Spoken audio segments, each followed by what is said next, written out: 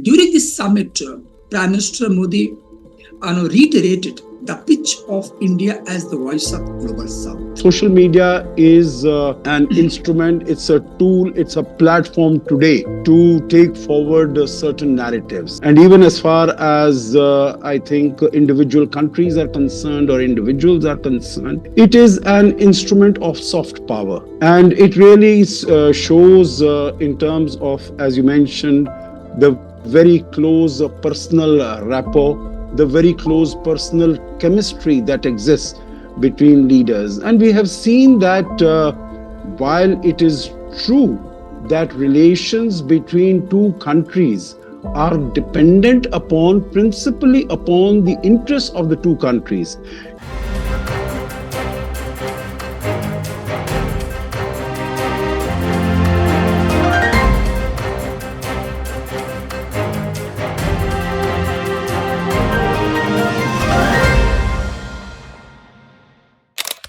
Hello and welcome to Forum for Global Studies Related podcast.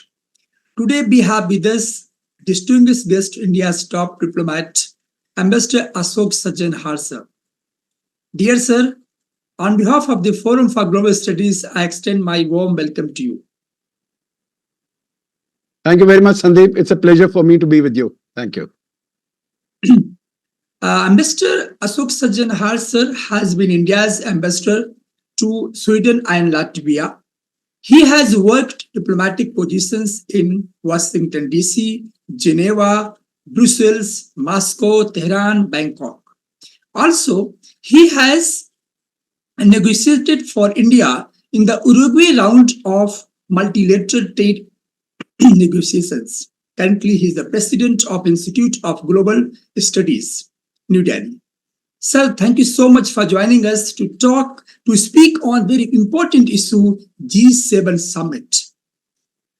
My first question to you, Ambassador Sajjanhar, sir, how do you see, as a diplomat, you have seen lots of the kind of hype, social media hype, and personal rapport and euphoria. I would like to know your experience, because during that time there was no social media, but yes, personal relations are the kind of personal gesture we have seen in G20 presidency.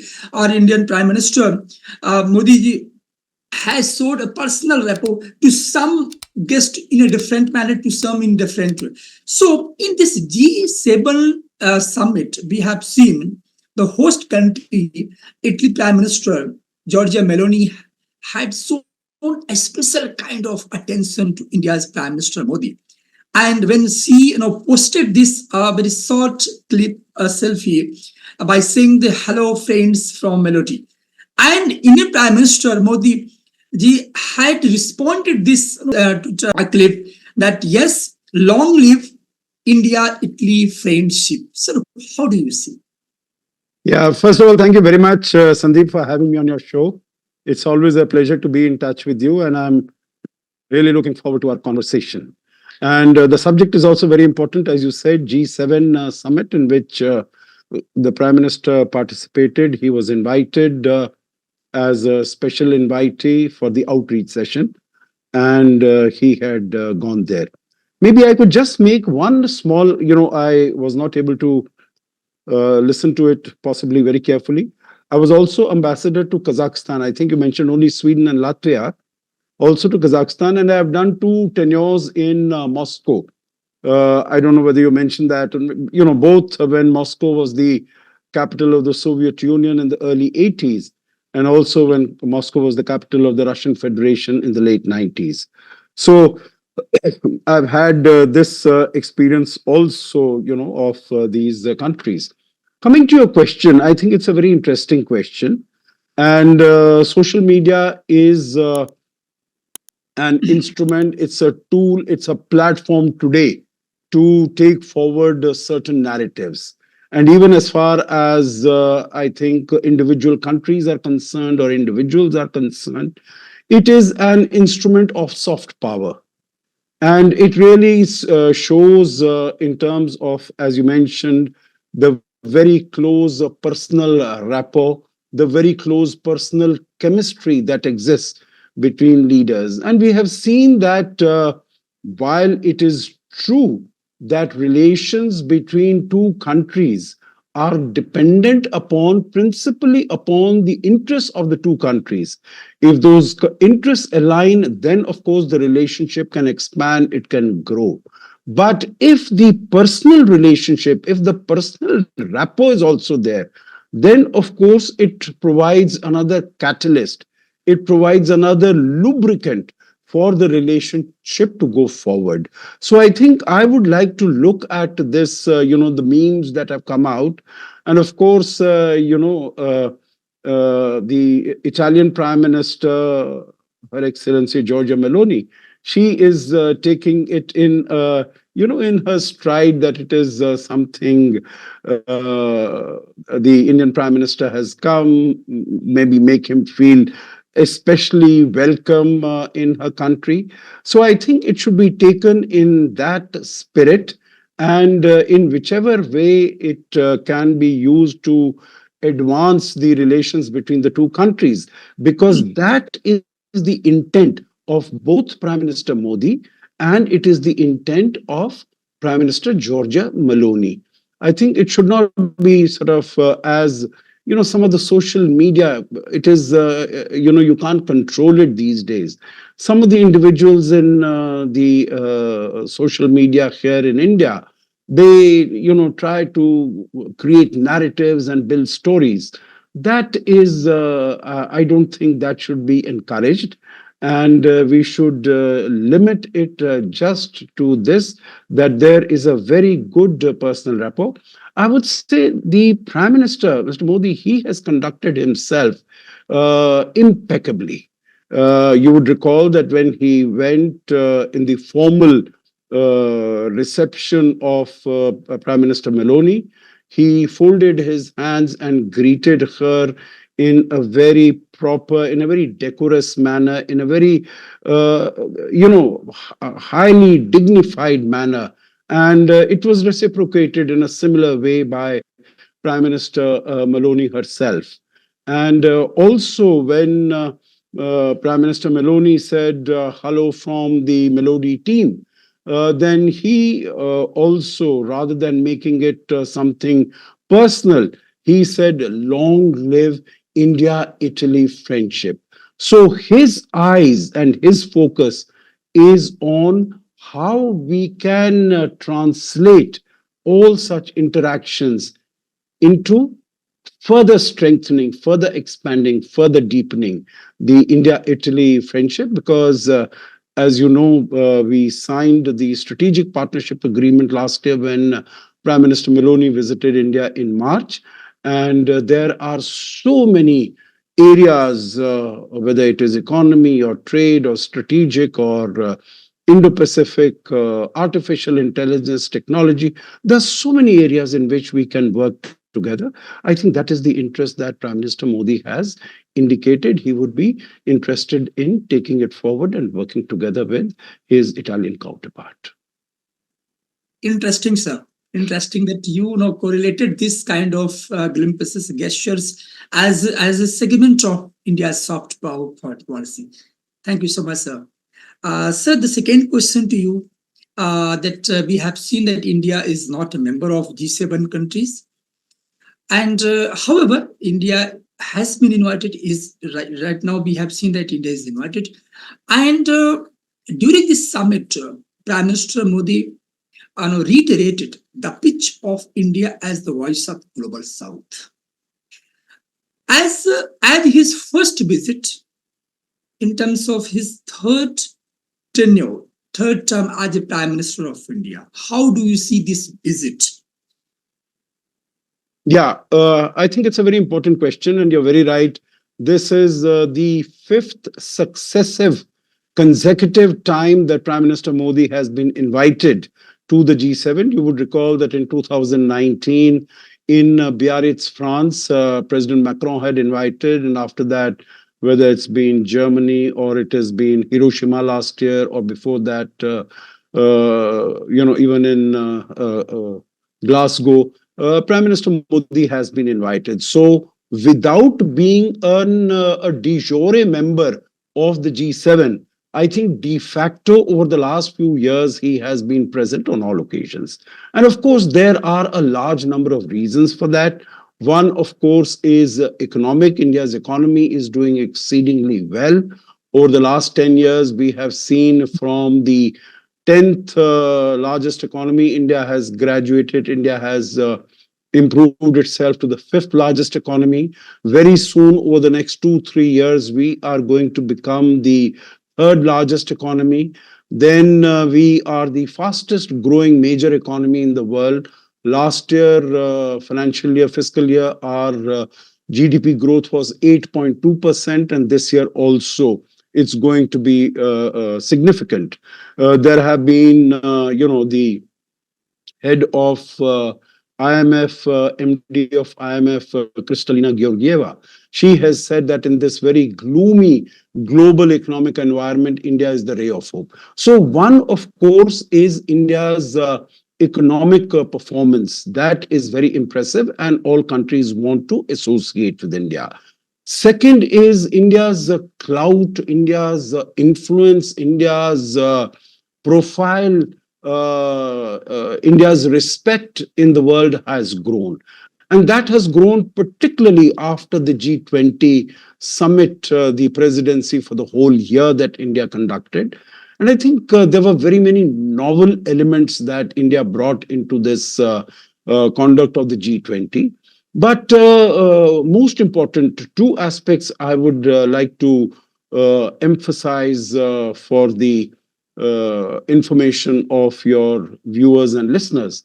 One is that no one had really expected that India would be able to come up with a successful final declaration of the G20. I think everyone knew the problems that exist in terms of the Russia-Ukraine conflict. At that time, the Gaza conflict had not started. You would recall that was 7th of October, and this took place on the 9th and 10th of September. So it was basically the Russia-Ukraine conflict. And people knew that it was an intractable problem, and India would not be able to crack that issue. And so I think everyone had really given up on India. But then the manner in which India was able to come up with a consensus New Delhi leaders declaration, I think that came as a big surprise to the world, and that again raised the profile of India. The second was that we organized these two Voice of the Global South summits. One on the 12th and 13th of January, just after taking over the presidency on the 1st of December of 22. Last year on 12th and 13th January, we organized this. And one we organized after the summit was over in September. And basically the idea is what India, the point that India made was that whatever is being discussed in the rooms where all these important powers and economies are meeting. After all, G20 represents about 85% of the global trade, about 75% of the global population, and equal amount of global GDP. So these are important countries. When they meet and the decisions they take, those are very important. So their decisions will have the most significant impact on the developing countries. And the fact is that the developing countries are not in those rooms. So his idea was that the concerns, that the worries, that the anxieties of these developing countries should also be taken on board, and that is why we organize. So India really emerged as the voice of the global South, number one. Number two, the world started recognizing the importance of the global South.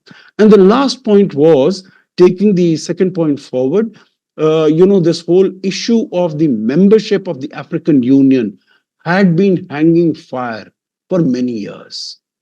It was only India, again, on the first day before the beginning of the proceedings, Prime Minister Modi was able to announce that there was consensus on inducting the African Union as the 21st member of the G20. So I think all these have given rise to India's position as a very significant voice of the global south, and that is why it was invited here also. The last point here I would like to make, Sandeep, for the benefit of your listeners, is that there has been some talk whether India will be invited to become the G8 member, because India seems to have really emerged as the permanent invitee to the G7. My own view is that such an invitation will not be forthcoming, because all these are rich countries, developed countries, prosperous countries. And India, although it might be the fifth largest economy, it might become the third largest economy, but in per capita terms, we are very different. Our challenges are very different. Yet, G7 is an important institution. It's an important grouping. So India needs to engage with them without becoming a member of the G7. We need to engage both with the institution, because its importance in economic terms might have come down over the last 50 years. At that time, maybe it represented 60 or 65% of the global GDP. Today, maybe it represents about 45% of the global GDP. It might have come down.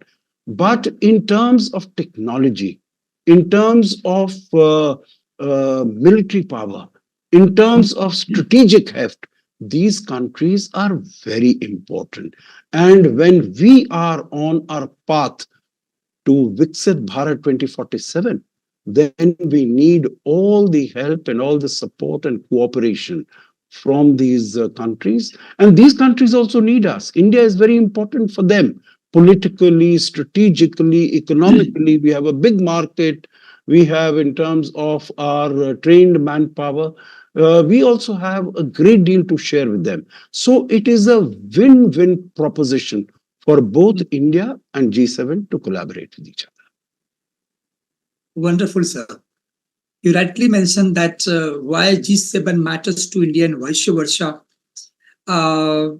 You have pointed out that yes, G7 has a potential in terms of in terms of geostrategy, in terms of technology, in terms of economy, though it is coming down.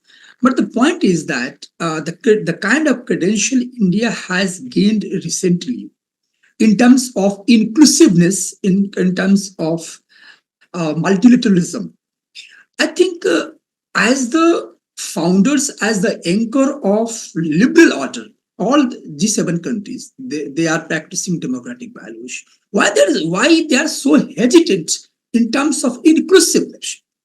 Because as you have also pointed out that in G20 presidency, it was India's consistent effort now to invite and to focus on inclusion of the African Union, and finally it was included. But there is no talks, there is no kind of excitement within the G7 group to include emerging economies and of course Africa. So how do you see, does it have a potential to address global challenges as well as the kind of deterioration we have seen of liberal order? So how do you see that one side they are claiming that the anchor, the founder of liberal order, other side they are discouraging the multilateral, the spirit of the multilateralism? Okay, my assessment is slightly at variance with what you have said.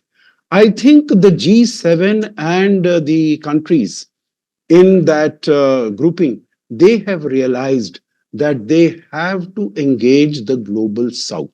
There is no getting away from it. I will draw your attention, Sandeep, to the visit also of Prime Minister of Japan, Fumio Kishida, when he came to India last year in April, and he launched his own Indo-Pacific strategy. You would remember the first Indo-Pacific strategy was given by Prime Minister Shinzo Abe in 2007 when he spoke to the joint session of the Indian Parliament. And last year in April, before the G7 summit in Hiroshima, he had come to India to launch that. And there he said that it is imperative for the developed world, for the G7, to engage the global south. This time, when Prime Minister Giorgia Meloni was speaking, she said, we are meeting in the southern region of Apulia in Bari because it is in the Mediterranean. It represents the spirit of dialogue.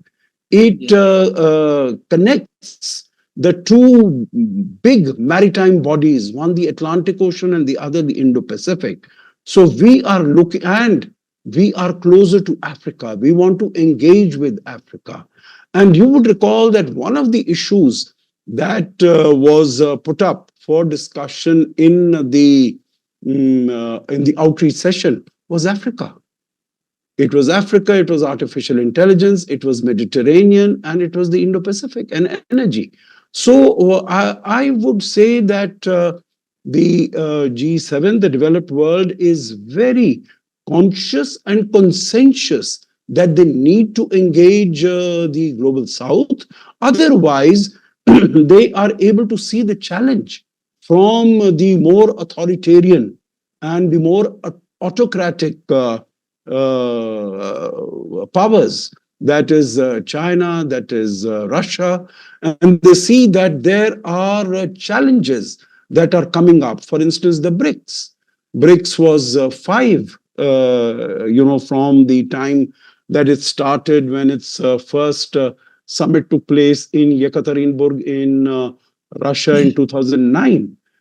Till last year, there were only 5 countries. 5 more countries have been added. And there are many more who want to come onto that platform.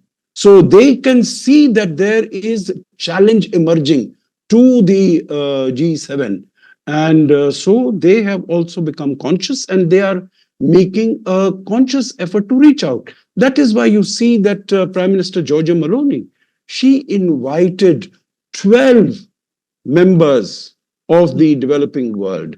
And you had South Africa, you had Brazil, you had Algeria, you had Argentina, you had Mauritania as the chair of the African Union, you had Egypt, you had Turkey, you had Saudi Arabia, you had United Arab Emirates.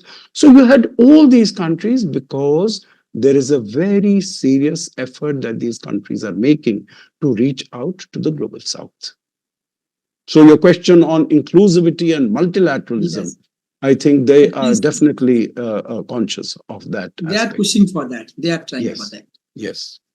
Sir, we have seen in this summit, though it is very controversial, especially because the way all G7 leaders have agreed upon a $50 billion deal to fund Ukraine through profits on frozen Russian assets.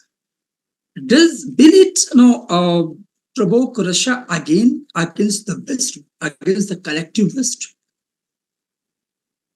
I think Russia has mentioned that, if the G7 follows that path, then they are also going to retaliate.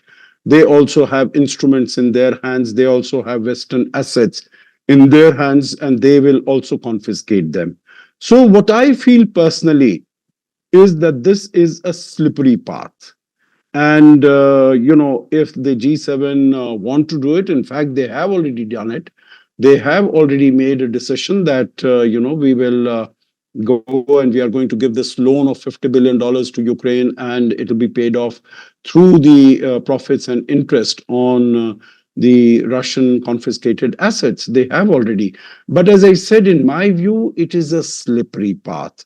And so one needs to be very careful. I think when this conflict started, when Russia attacked Ukraine in February of 22, and at that time they imposed these sanctions, that also, and they froze all the assets, that also was a path which, there were no approval of these sanctions by the United Nations.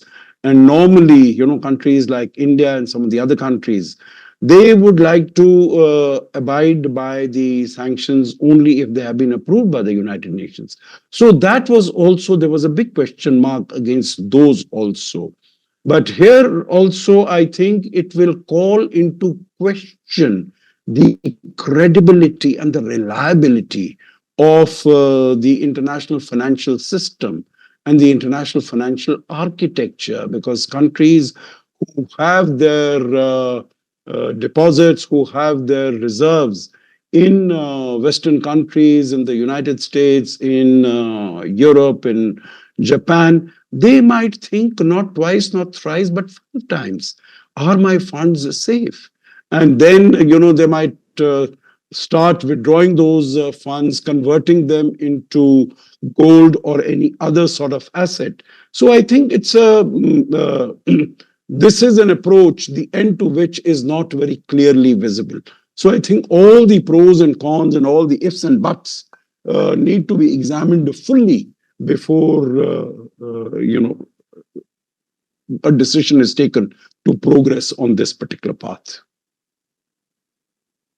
Thank you so much, sir. G7 countries must focus on financial architecture. And you rightly pointed out that it's a very fragile time, especially to war. The world is now observing the two kinds of war: Israel, Palestine, Gaza conflict, as well as Russia-Ukraine war. Sir, how do you see that this summit, does it have any concrete solution from this summit? I'm not saying that only this summit will give us a concrete solution, but under the backdrop of Russia-Ukraine war and Gaza conflict, do you see any viable solution, most probable solution to address these two issues first? And second is climate issue, the climate change issue, because lots of talks have done from the Western side regarding the climate change, and there is lack of consensus within G7 leaders, especially I'm talking about the Trump administration in 2029 when he left the summit regarding the climate change issue. So, and it is also fact that the coming years, almost all the G7 countries, at least 5 to 6, are going for the election. So do you think it's a farewell party, or does it have consensus in the future? Okay, you have, I think, made 4 very important but separate questions and separate points. Let me start with, number one, I think possibly by mistake you mentioned that it's an Israel-Palestine conflict. I don't think it's an Israel-Palestine conflict. It's an Israel-Hamas conflict. So I think let us be accurate on that, because I don't think even Israel has said that it is the intention of Israel to go after the Palestinians, meaning they are, the damage that is being wreaked on them. It is because the Hamas fighters are there, Hamas assets are there, etc., etc. The second point is, G7 is not a negotiating platform either for peace or security or climate change.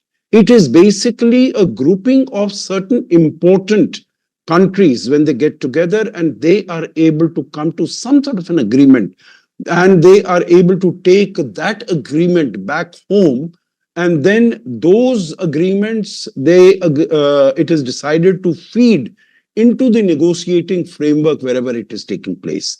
As far as peace between Russia and Ukraine is concerned, as the Indian delegate at the Swiss Peace Summit here said, that peace cannot be restored there, peace cannot be established there, unless both the parties are agreeable to have direct negotiations. And I think at the moment, it does not appear that the time is ripe or both the countries are ready to embark on peace negotiations so far. But India is a country that has good relations with Russia. It has good relations, as we have seen even in Italy, when there was this very warm and fruitful meeting between Prime Minister Modi and President Volodymyr Zelensky. We have good relations with Ukraine, and India has good relations with the West, with Europe, with US, everyone. So I think India can really act as a bridge between the East and the West, between Russia and the West. That is when the time is right. So, India, I don't think wants to get into this whole issue when it feels that there is no chance of success. The other one on the Russia, on the Israel Hamas conflict, I think ceasefire is important because the death and the destruction of the ordinary Palestinians. That is very unfortunate. As far as the Israel Hamas conflict is concerned, there again, the basic platform to promote peace and to ensure peace is the United Nations, and particularly the United Nations Security Council. And there also, it has not been able to work like it has not been able to be effective in the case of Russia-Ukraine conflict, because the United States has been fully in support of Israel. But I think there also the whole international community needs to be engaged in putting pressure both on Israel as well as on Hamas, that such instances, what took place on the 7th of October, they should not be repeated, because I think that is why Israel is doing what it is doing. It is responding to a heinous terror attack that took place against it on the 7th of October. The second aspect that the international community needs to do, in addition to focusing only on the ceasefire and trying to pressurize Israel, is the release of the hostages. Because in all this clamor for the ceasefire, the plight of the hostages seems to have been forgotten. So I think this balance needs to be restored between safety, security, return of the hostages, and the ceasefire. The third issue is that of climate change that you mentioned. Again, as I said, this is not the platform, but whatever decisions are taken, and particularly, how do you implement the Paris Accord? How do you ensure that 1.5-degree limit is not breached by the end of the century? It appears that we are very close to breaching that limit. One of the reasons is that, all the INDCs, what are called the nationally determined commitments that all countries have been given, they should be forced to stick to them, forced to abide by them. India is unfortunately the only G20 country which has been able to meet and fulfill its commitments before 2030. We have taken on this role, or this obligation, this commitment that we will turn neutral, carbon neutral by 2070, and we are working towards that.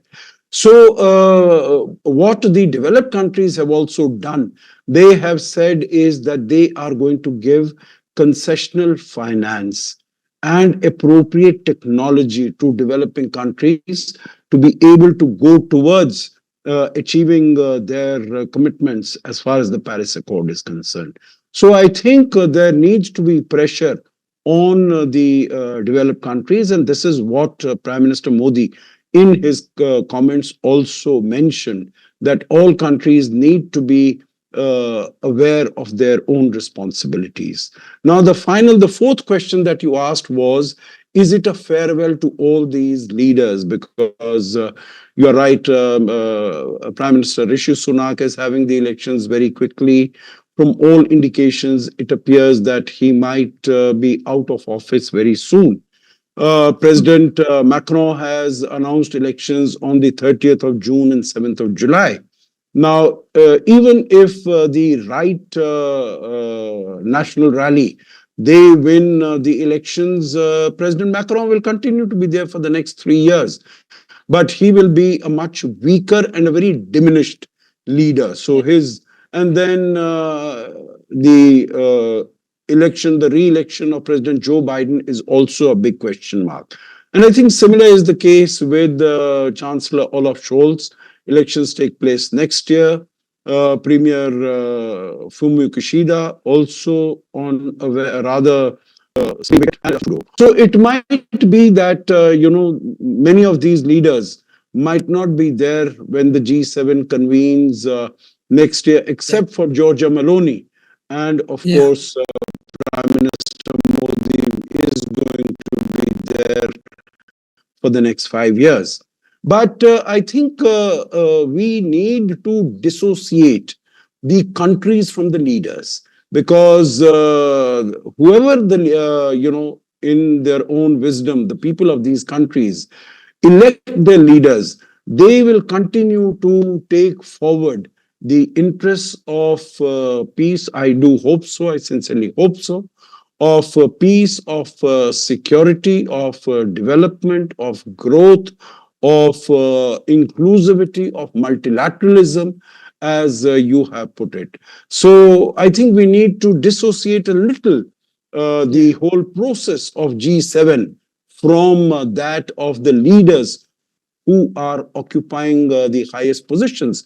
Because we have seen that in democracies, it is not autocracies that you will have leaders for 25 years or leaders for life, so to say. That is not how democracies work. So we have to be prepared for that, what democratic processes throw up, and we have to work accordingly.